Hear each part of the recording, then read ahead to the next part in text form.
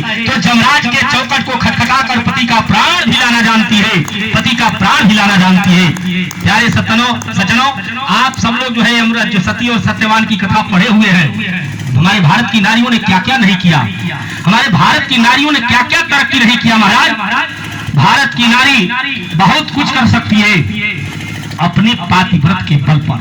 ध्यान दीजिए, आज तीनों माताएं ये जो है तीनों बच्चों को मां अनसुईया स्वर्ग लोक छोड़ी मृत लोक सीधारे, स्वर्ग लोक छोड़ी मृत लोक सीधारे, स्वर्ग लोक छोड़ी मृत लोक सीधारे, स्वर्ग लोक छोड़ी मृत लोक सुधारे, स्वर्ग लोक छोड़ी मृत लोक सीधारे, स्वर्ग लोक छोड़ी मृत लोक सीधारे। भारत की नारियों का आज बड़ा पालना, भारत की नारियों का आज बड़ा पालना। तीन देव झूल रहे बन कर के लालना, तीन देव झूल रहे बन कर के लालना, तीन देव झूल रहे बन कर के लालना, तीन देव झूल रहे बन कर के लालना, तीन देव झूल रहे बन कर के लालना, तीन देव झूल रहे बन कर के लालना, तीन देव झूल रहे बन कर के लालना। ध्यान दीजिएगा, यही भारत है। इस भारत की नारियों ने क्या क्या नहीं तरक्की किया महाराज। एक बार नारी ने पति के परायण हेत सूत के समेत वह बाजार भी जाती है। यही जो है बनारस की कथा आप लोग जानते हैं ना, ये जो है प्यारे सज्जनों राजा हरिश्चंद्र वाली कथा। एक बार नारी ने पति के परायण हेत सूत के समेत वह बाजार भी जाती है।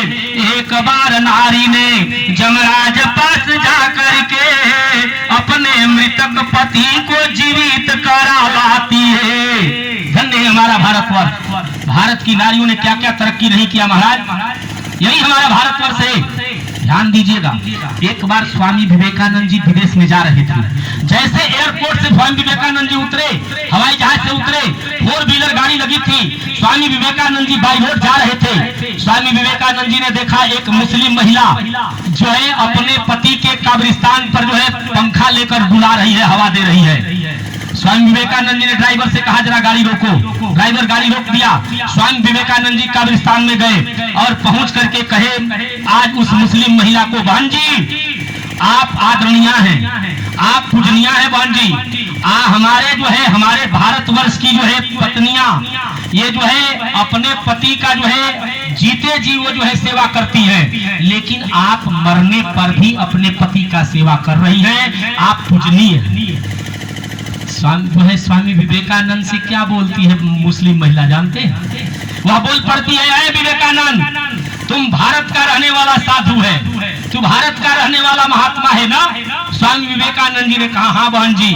वह बोल पड़ती है, सुनो ऐ स्वामी विवेकानंद, हमारे जो है कुरान में लिखा हुआ है कि जो है मैं अपने पति का सेवा ऐसे नहीं कर रही हूँ। हमारे कुरान में लिखा गया है कि जितना जल्द से जल्द कब्रिस्तान सूखेगा उतना जल्द जो है मैं दूसरा निकाह कर लूंगी, विवाह कर लूंगी, इसलिए मैं सुखवाने के चक्कर में पड़ी। ध्यान दीजिएगा, अरे महाराज जो है हमारा भारत है। अभी एक कुछ पढ़ रहे थे कहीं जो है पेपर वगैरह पुस्तक में, उसमें दिया था कि एक जो है सर्प, ये जो सर्प होते हैं ना, एक सर्प जो है मस्जिद के बिल में जा करके उसी में रहता था, मस्जिद के बिल में। और जब बिल में रहता था तो अजान सुनता था, अल्लाह अकबर। जब वो अल्लाह अकबर सुनता था तो 5 दिन भर में 5 टाइम सुनता था वो सर्प जो है। तो सुनते सुनते वो 6-7 महीना रहा, तो उसके मन में भी वैराग्य हो गया कि हम भी जो है जा करके नमाज में थोड़ा सा सम्मिलित हो जाते, नमाज अदा करते हम भी, बड़ा बढ़िया चीज है, हमारे सारे भाई लोग जो है आकर के कर रहे हैं।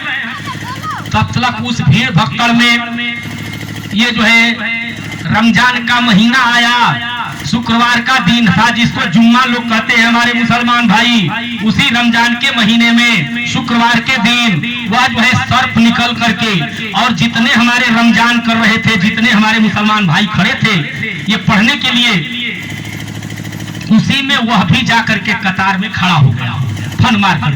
और जब खड़ा हुआ तो सारे मुसलमान देख करके जो है लठ डंडा लेकर के खदेड़ लिए मारने के लिए।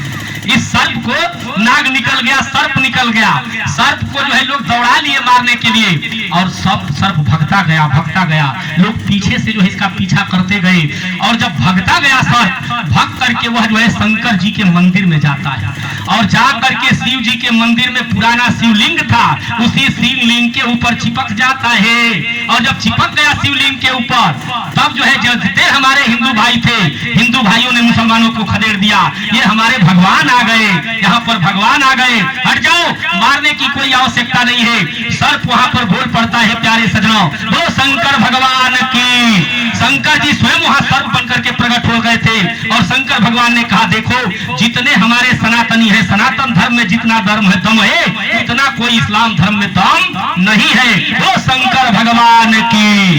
ध्यान दीजिएगा, आज ये तीनों देवियां, ये जो है तीनों देवता छोटे छोटे बालक बने हैं, 2 4 6 महीना बीत गया, समझ में नहीं आ रहा है, हम लोग के पतिदेव नहीं आए, क्या बात है भाई? देवियां भी तो सोच रही है अब तक नहीं आए, कारण क्या है समझ में नहीं आ रहा है। तब तक जो है लक्ष्मी जी क्षीर सागर में बैठी भेजी है, ये लोग जो है अपने अपने पतियों को जाइए आप लोग, क्षीर सागर में बैठी है लक्ष्मी जी।